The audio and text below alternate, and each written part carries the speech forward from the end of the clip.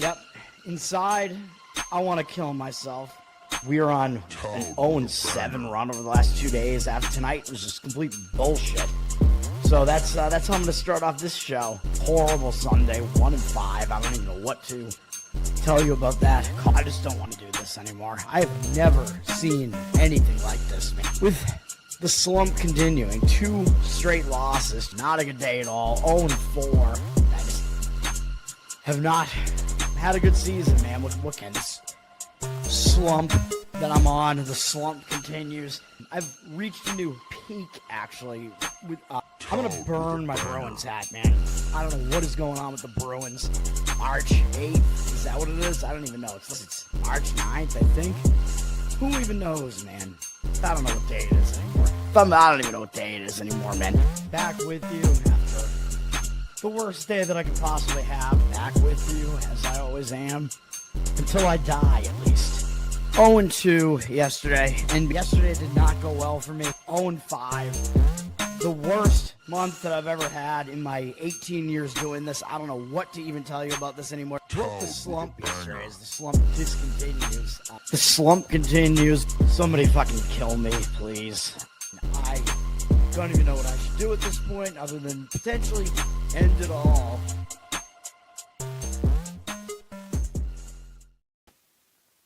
What's up, everybody? It's Toad back with you with Toadstool Sports. This is the Bracketology show that we finally focused here, yeah. The Bracketology show that I was supposed to do last night, but of course, I was at the Leonardo Joni show, so we're doing it now. This is going to be as of sort of yesterday. It kind of does incorporate some of the results from yesterday, but we're going to talk about what I think the state of the Bracketology looks like. This is my own, but it is kind of an amalgam of other bracketologies that are out there. I'm looking at betting odds or predictive market odds as well, trying to incorporate that in. It's not going to be really anything shocking, I don't think.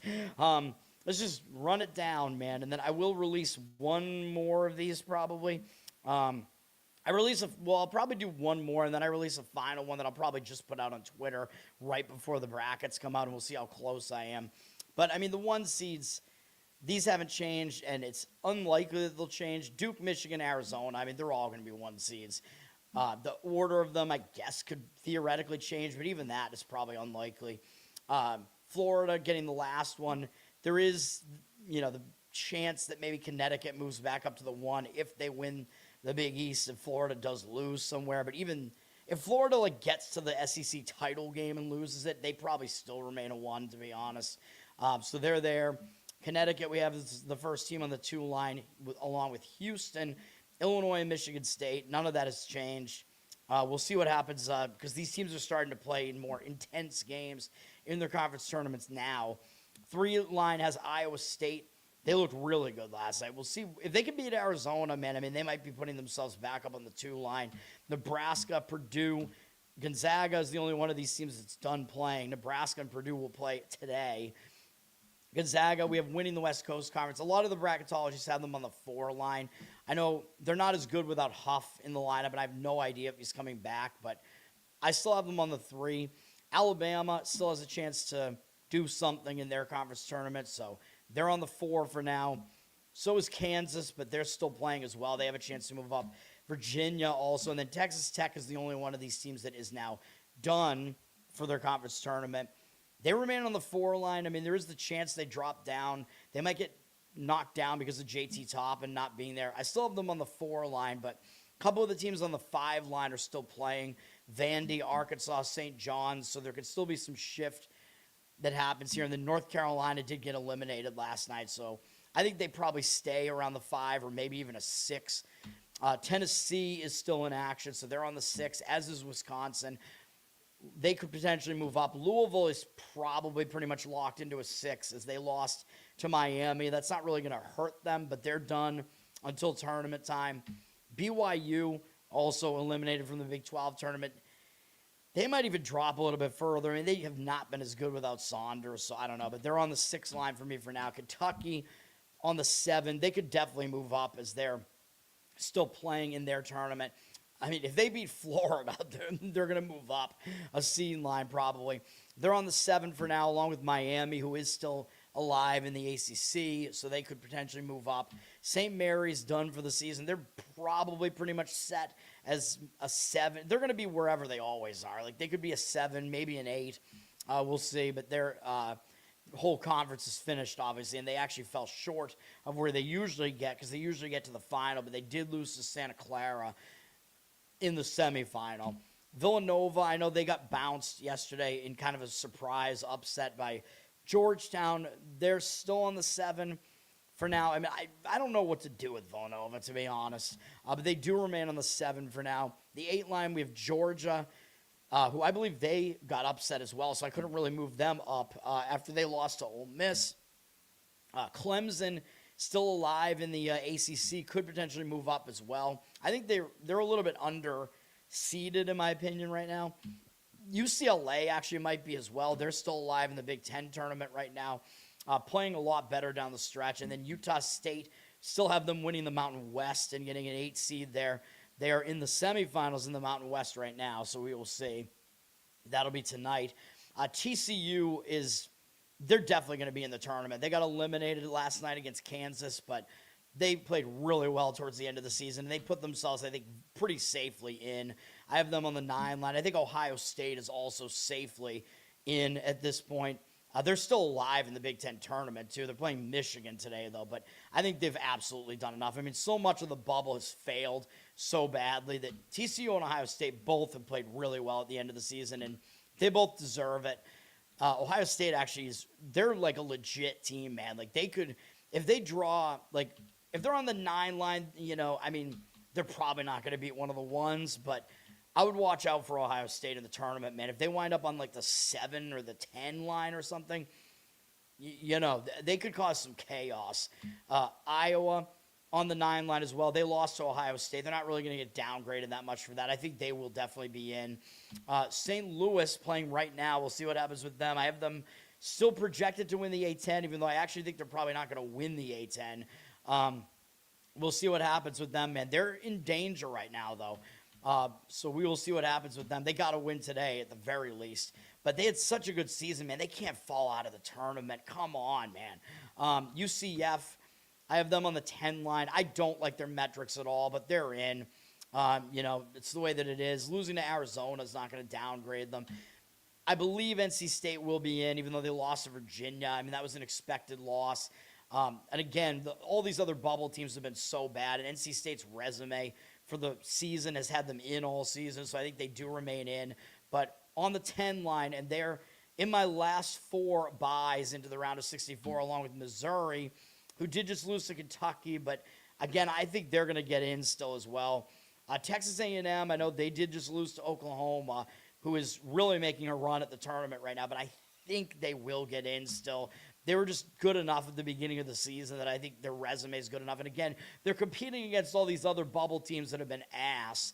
And then Santa Clara I have is actually the last one of the buys into the tournament at this point, because they have not had any real ability to hurt themselves, as they beat St. Mary's, lost to Gonzaga in a pretty well-played conference final for them, really. I think they're going to be in, especially because the rest of the bubble is hurting themselves. Dirty Sock, what's up, man? Thanks for hanging out. All right. What did I just do? Did I just refresh? I don't know what I just did. Did I refresh this? Did it change?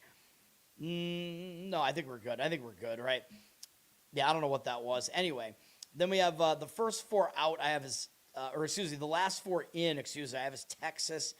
That loss to Ole Miss is going to put them in danger, man. It depends what's going to happen. Like, it doesn't look like we're really going to get any other steals at this point, although when we talk about the first 4 out, next 4 out, there is the potential that one of these teams could play their way in and knock one of these teams out.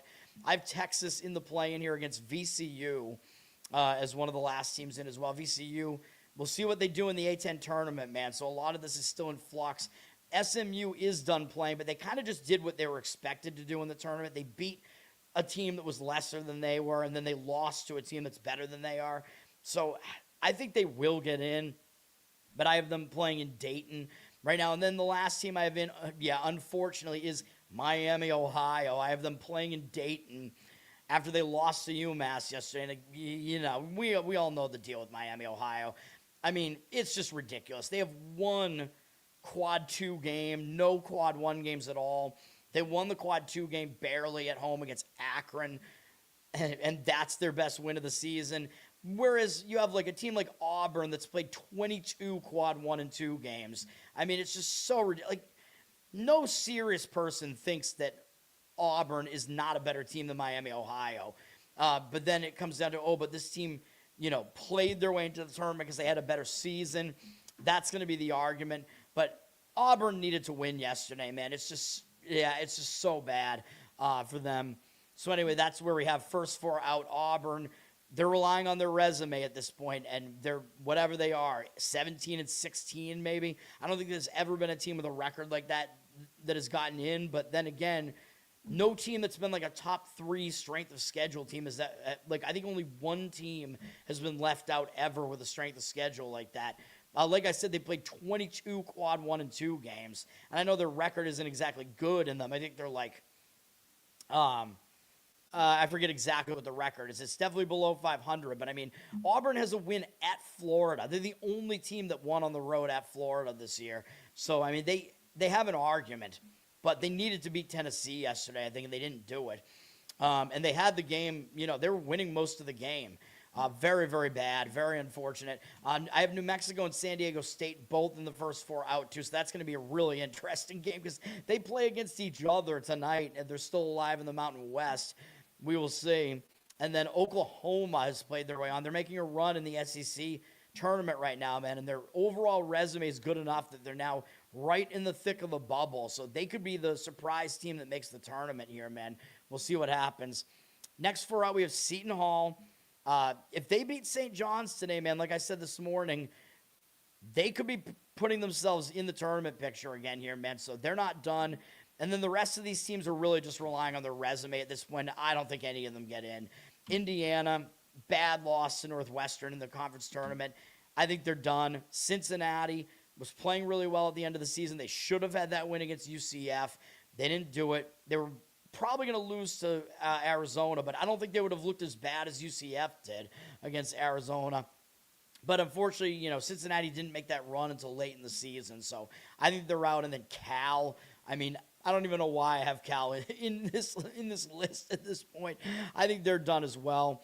The other teams that were kind of still hanging around sort of in consideration there would have, I guess, been like West Virginia and Stanford, I think, is completely out. I mean, they lost to Pitt. There's no way. So, this is pretty much the bubble picture at this point. All right. Then we have, of course, I always go through all the auto bids. A lot of them have been clinched at this point. American, we still have South Florida winning it. That has not been decided yet. In fact, they haven't even played in their conference tournament yet. I have them getting an 11 seed. I hope they get in because they are kind of a team that creates a lot of havoc, like I said this morning. Shaka Smart style, actually. They kind of play that type of style. It's probably going to be them or Tulsa, but we will see. UMBC winning the America East. I think that final is between them and Vermont, and I believe the top seed hosts it, I believe. So the higher seed hosts it. So I think it's going to be in Baltimore. I believe that game is tomorrow morning, I want to say. Usually I think it is the Saturday morning. It might be Sunday morning. We'll see. But I have UMBC winning it, but they are only getting a 16 seed in my bracketology. The Atlantic 10 is still projected to be St. Louis, but I kind of think it's going to be VCU getting that auto bid, and then we'll have to see what happens to St. Louis in the Atlantic 10. Duke, we have winning the ACC still. They are on the one line, of course. Queens already won the Atlantic Sun. They're getting a 15 seed from me.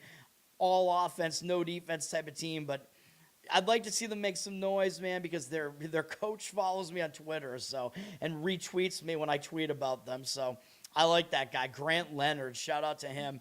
Big 12, we have Arizona still projected to win it and getting a 1 seed, of course. Some of these teams could get bounced now that they're facing really good teams towards the end of the conference tournament, though. Big East, still UConn for now, and getting a 2 seed from me right now. Alan Mosley, what's up, man? Yeah, Auburn was up 11. Yeah, absolutely ridiculous. Yeah, they had some really close losing to Georgia and Alabama. Like, that's not even bad. Like, those are tournament teams. And then Ole Miss, yeah, that was a bad loss to Ole Miss. But you see what Ole Miss is doing in the tournament right now.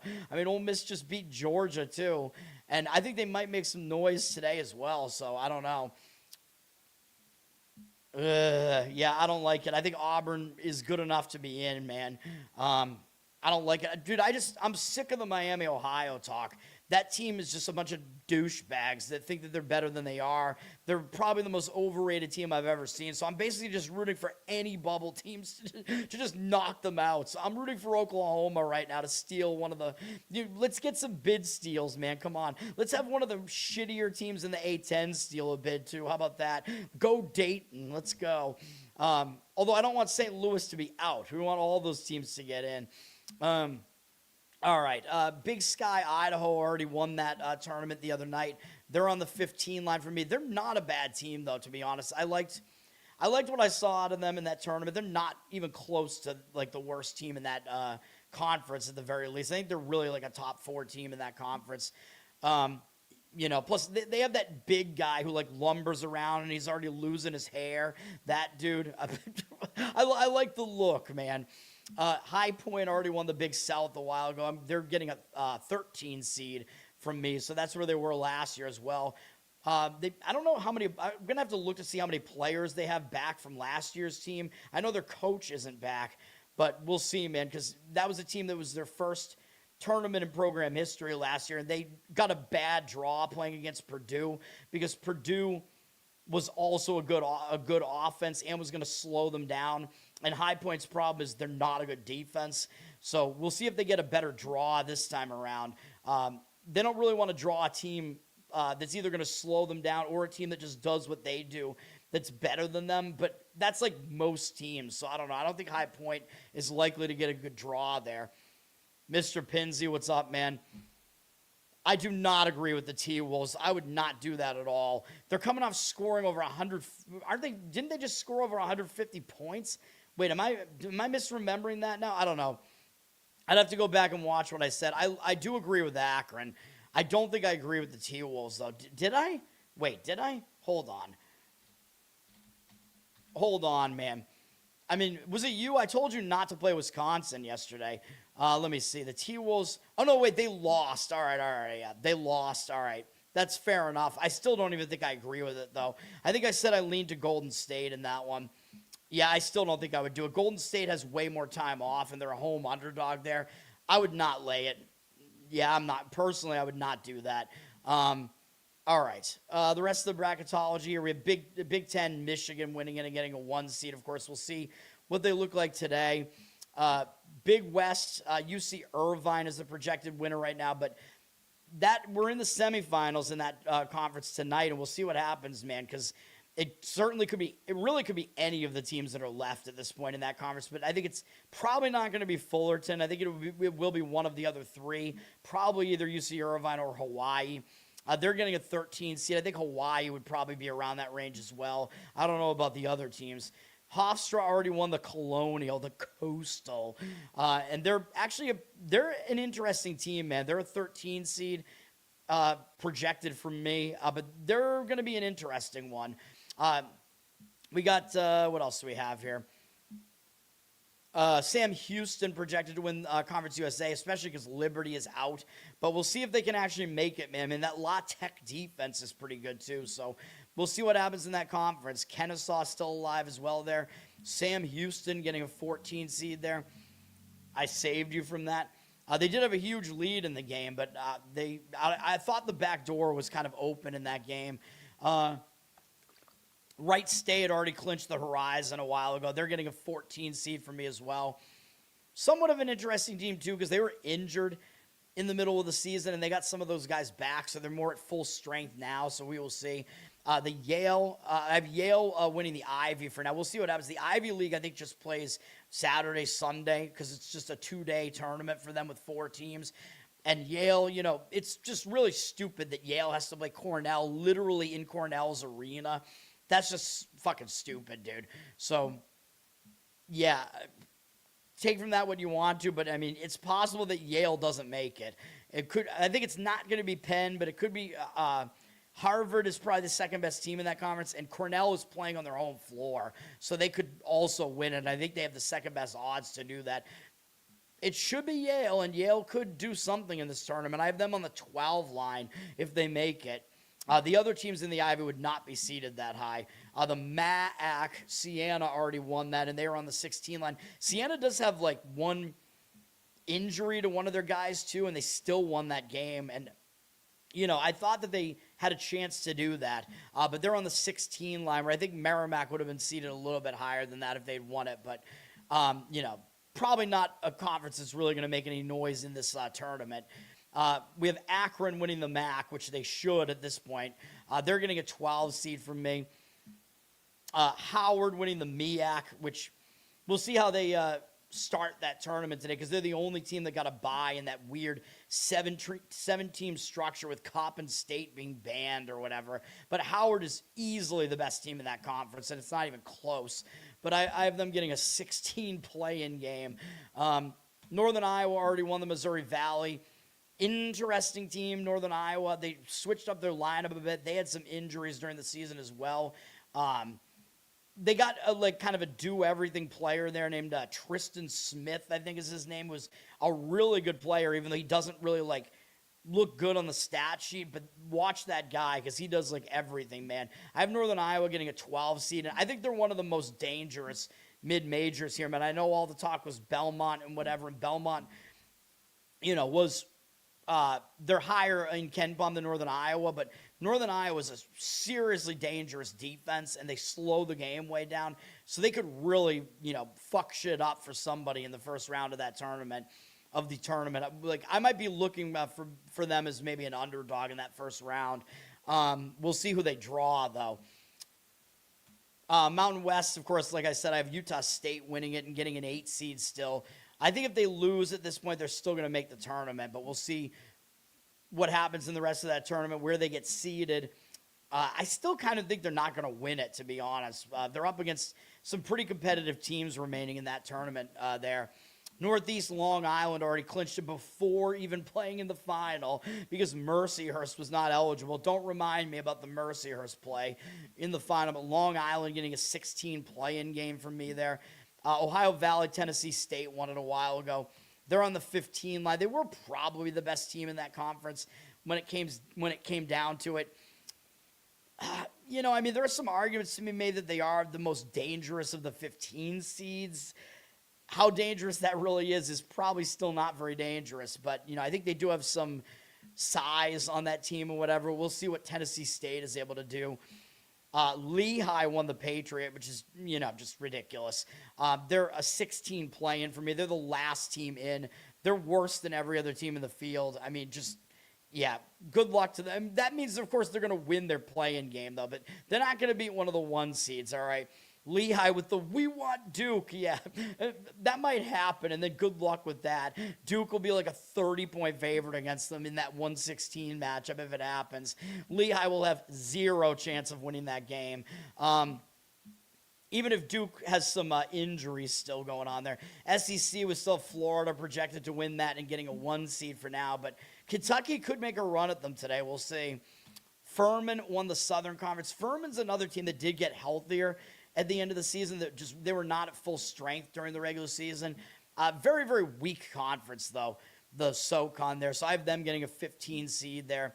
McNeese did win the Southland, and they're getting a 12 seed. And everybody remembers they did win one of the tournament games last year against a similarly slow Clemson team. But McNeese, if you're not ready for it, they'll kind of fuck you up, because they have an extreme turnover rate, man. I think they have the top turnover rate in the country.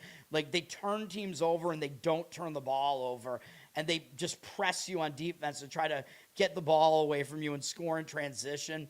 So we'll see what they could do. We'll see who they draw this time, but they're no longer kind of a secret like they were last year, Although I think they were hyped the previous year too, and they got blasted by Gonzaga in that tournament. But last year people were kind of, still hyping them up, and then you had the Amir Khan thing and whatever, and he's back. He left Will Wade and NC State and went back to McNeese. What if McNeese wins a tournament game and NC State doesn't? Oh, that would be wild.